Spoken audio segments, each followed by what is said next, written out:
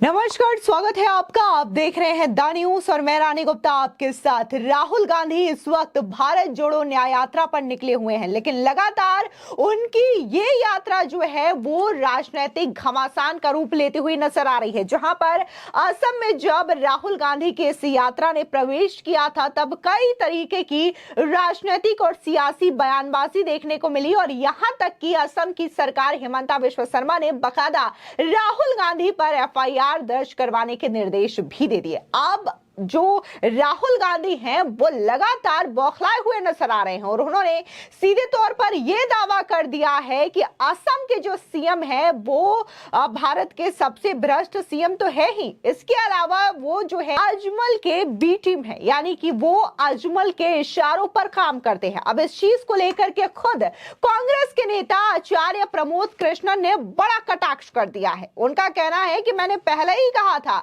कि आप इस तरीके से किसी भी गठबंधन का हिस्सा ना बने, लेकिन यहां पर लोगों ने मेरी बात नहीं मानी और खुद अजमल साहब से ये हाथ मिलाते हुए नजर आ रहे हैं। तो वहीं दूसरी ओर आपको बता दें कि राहुल गांधी की भारत जोड़ो न्याय यात्रा जो है वो अब बंगाल का रुख कर चुकी है, यानी कि बंगाल में एंट्री ले चुकी है। इसी के साथ ही राहुल गांधी ने एक बार फिर से बड़ा बयान दे दिया है इंडिया अलायंस को लेकर के, और उनका कहना यह है कि इंडिया अलायंस जो है वो लोकसभा चुनाव में पूरे देश में एक साथ मिलकर के चुनाव लड़ेगी। बता दें कि राहुल गांधी का यह बयान ठीक ममता बनर्जी के बयान के बाद आया है, जब ममता बनर्जी ने यह ऐलान किया है इंडिया अलायंस और कांग्रेस पार्टी को झटका देने के साथ ही कि वो अकेले ही लोकसभा का चुनाव लड़ेगी। उधर ममता बनर्जी ने इस बात का ऐलान किया है। इसी के साथ ही आम आदमी पार्टी भी बाकायदा इस बात का ऐलान कर चुकी है कि वो अपने अपने राज्य में बिना किसी की मदद यानी कि अकेले ही चुनाव लड़ेगी। हालांकि एक और इंडिया अलायंस के तमाम नेता कहते हैं कि वो साथ मिलकर के चुनाव लड़ेंगे, लेकिन जिस तरीके से ममता बनर्जी हो या फिर आम आदमी पार्टी हो, इनके बयान अब धीरे धीरे सामने आ रहे हैं और ये अलग अलग रुख अख्तियार करते हुए नजर आ रहे हैं। अगर इन सब के बीच में अगर हम राहुल गांधी की भारत जोड़ो न्याय यात्रा की बात करें तो ये पूरी तरीके से सियासी उलटफेर में पड़ी हुई नजर आ रही है। कांग्रेस नेता राहुल गांधी ने बुधवार को बड़ा दावा किया। उन्होंने कहा कि बदरुद्दीन अजमल की all India United democratic front BJP के साथ मिली हुई है।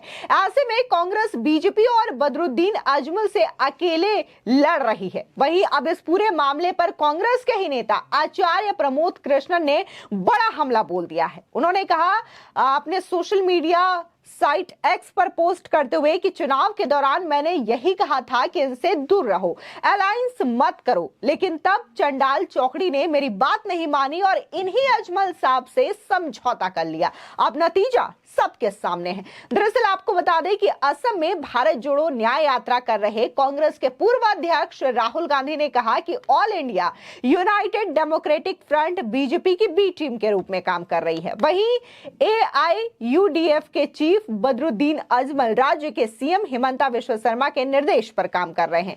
असम के धुबरी में कांग्रेस के पूर्व अध्यक्ष राहुल गांधी ने कहा कि यहां पर सब जानते हैं कि देश का सबसे भ्रष्ट सीएम असम के सीएम हिमंता बिस्वा शर्मा है। वो असम में 24 घंटे केवल नफरत फैलाते हैं। वो पिछले 5-6 दिनों से हमारी यात्रा को रोकने की कोशिश कर रहे हैं, लेकिन उन्हें यह बात समझ नहीं आई कि राहुल गांधी ना तो असम के सीएम से डरते हैं और ना ही नरेंद्र मोदी या फिर गृह मंत्री अमित शाह से। उन्होंने आगे यह भी कहा कि हम मणिपुर से महाराष्ट्र तक भारत जोड़ो न्याय यात्रा कर रहे हैं। इस यात्रा के दौरान हमारे साथ लाखों लोग सड़कों पर आए और कहा कि हम नफरत के खिलाफ हैं। ये नफरत और हिंसा का देश नहीं, हम सब नफरत के बाजार में मोहब्बत की दुकान खोलना चाहते हैं। राहुल गांधी ने बीजेपी और आरएसएस पर निशाना साधते हुए कहा कि भारत जोड़ो यात्रा का मकसद देश में जो हिंसा, नफरत और डर फैला रहा है उसे मिटाने का था। जब हम कश्मीर पहुंचे तो लोगों में से यह संदेश गया कि एक तरफ नफरत है और हिंसा है,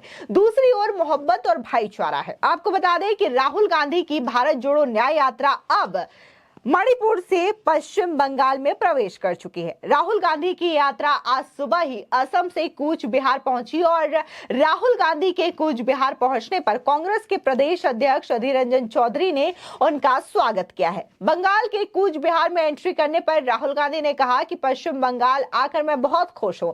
हम यहाँ आपकी बातें सुनने और आपके साथ खड़े होने आए हैं। राहुल ने कहा कि बीजेपी आरएसएस नफरत, हिंसा और अन्याय फैला रहे हैं, इसलिए इंडिया अलायंस पूरे देश में अन्याय के खिलाफ लड़ेगा। कांग्रेस सांसद ने यह भी कहा कि हमने यात्रा में न्याय शब्द इसलिए जोड़ा क्योंकि देश भर में अन्याय व्याप्त है। आपको बता दें कि बंगाल में राहुल गांधी के भारत जोड़ो न्याय यात्रा की शुरुआत ममता बनर्जी के अकेले चुनाव लड़ने के ऐलान के ठीक एक दिन बाद शुरू हुई है। वहीं दूसरी ओर टीएमसी सुप्रीमो ने बुधवार को अकेले लोकसभा चुनाव लड़ने का बड़ा ऐलान किया था। बता दें कि कांग्रेस और टीएमसी दोनों इंडिया अलायंस का हिस्सा है, लेकिन ममता ने अकेले चुनाव लड़ने की घोषणा कर इंडिया अलायंस को बड़ा झटका दे दिया है। वहीं टीएमसी ने बुधवार को अकेले लोकसभा चुनाव लड़ने का ऐलान किया था।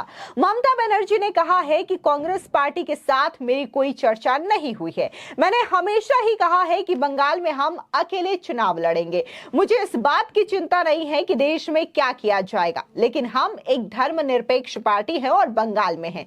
उन्होंने आगे ये भी कहा कि हम अकेले ही बीजेपी को हरा देंगे। मैं इंडिया गठबंधन का हिस्सा हूं। राहुल गांधी की न्याय यात्रा हमारे राज्य से गुजर रही है, लेकिन हमें इसके बारे में नहीं बताया गया है। आपको बता दें कि कांग्रेस लोकसभा चुनाव के लिए बंगाल में 10 से 12 सीटों की मांग कर रही है, जबकि टीएमसी केवल 2 सीटें देने पर ही अड़ी हुई है। ये वे सीटें हैं जिन्हें कांग्रेस ने 2019 के लोकसभा चुनाव में जीता था। कांग्रेस के अलावा बंगाल में लेफ्ट पार्टियां भी हैं, जो कि 28 दलों वाले इंडिया अलायंस का हिस्सा भी है। वहीं दूसरी ओर आम आदमी पार्टी, जो कि पंजाब की सभी 13 सीटों पर अकेले चुनाव लड़ने का ऐलान कर चुकी है। सीएम भगवंत मान ने कहा है कि पार्टी सभी सीटें जीतने वाली है और इन सीटों के लिए कैंडिडेट्स की लिस्ट भी तैयार कर ली गई है। आपको बता दें कि सूत्रों के मुताबिक कुछ दिन पहले दिल्ली में हुई मीटिंग में अरविंद केजरीवाल ने इस फैसले को हरी झंडी दी थी। आम आदमी पार्टी इस फैसले की जानकारी इंडिया अलायंस की अगली मीटिंग में देगी। वहीं जिस तरीके से देखने को मिल रहा है कि पंजाब कांग्रेस के कई सीनियर लीडर आम आदमी पार्टी से गठबंधन कर चुनाव लड़ने के खिलाफ है। माना जा रहा है कि गठबंधन कर लिया तो वोट बैंक कांग्रेस से नाराज होकर बीजेपी या अकाली दल को वोट करेगा। इसी के साथ ही अगर देखा जाए तो इस वक्त जहां पर इंडिया अलायंस में पूरी तरीके से बिखराव की स्थिति नजर आ रही है, तो वहीं दूसरी ओर अगर हम राहुल गांधी के इस भारत जोड़ो न्याय यात्रा पर नजर डालें तो इसका भी नतीजा कुछ खास उभरता हुआ नजर नहीं आ रहा है, क्योंकि इससे पहले भी राहुल गांधी ने भारत जोड़ो न्याय यात्रा की थी और कहीं ना कहीं ये जो यात्रा है पूरी तरीके से यही कहा जा रहा था कि इसने राहुल गांधी की छवि को बदल दिया है, कांग्रेस पार्टी की छवि को बदल दिया है। लेकिन ठीक इसी के बाद विधानसभा चुनाव होते हैं 5 राज्यों में, और 3 राज्यों की स्थिति की बात करें तो यहां पर तो कांग्रेस पार्टी ऑलरेडी 2 राज्यों में सरकार में थी, फिर राजस्थान हो या छत्तीसगढ़ हो, और न्याय यात्रा के बाद पूरी तरीके से यहां पर कांग्रेस का सफाया हो गया और 3 राज्य राजस्थान, मध्य प्रदेश और छत्तीसगढ़ में बीजेपी ने पूर्ण बहुमत के साथ सरकार बनाई है। अब एक बार फिर से राहुल गांधी जो है वो लोकसभा चुनाव से पहले न्याय जोड़ो यात्रा की शुरुआत कर चुके हैं। ऐसे में देखना दिलचस्प होगा कि राहुल गांधी की ये जो यात्रा है क्या विधानसभा चुनाव वाले जैसे ही नतीजे देगी, कांग्रेस पार्टी को एक बार फिर से क्लीन बोल्ट मिल जाएगा, या फिर लोकसभा चुनाव में कांग्रेस की इमेज कुछ बिल्डअप होगी। जिस तरीके से कहा जा रहा है कि यात्रा करने से राहुल गांधी के बर्ताव में, उनको लेकर के जो लोगों के मन में सोच है उसमें बदलाव देखने को मिल रहा है, लेकिन ये चीजें फिलहाल तो विधानसभा चुनावों में नहीं देखने को मिली। और ऐसे में अब लोग जो है वो उम्मीद जता रहे हैं कि शायद लोकसभा चुनाव से पहले कुछ बदलाव कांग्रेस पार्टी में हो जाए। लेकिन जिस तरीके से कांग्रेस पार्टी में आपसी कलह मचा हुआ है, खासकर राम मंदिर के प्राण प्रतिष्ठा न्योते को ठुकरा करके कहा जा रहा है कि कांग्रेस ने यह आत्मघाती फैसला किया है, जिसकी वजह से कई सारे कांग्रेसी जो कि बहुत पुराने समय से कांग्रेस पार्टी से जुड़े हुए थे, उन्होंने ही कांग्रेस का साथ छोड़ दिया और वो या तो बीजेपी में शामिल हो चुके हैं या तो फिर और किसी पार्टी में शामिल हो रहे हैं। लेकिन फिलहाल धड़ाधड़ कांग्रेस से इस्तीफा देने का जो सिलसिला है वो बरकरार है। फिलहाल इस पूरे मामले में आपकी क्या राय है, हमारे कमेंट सेक्शन में जरूर बताएं। धन्यवाद।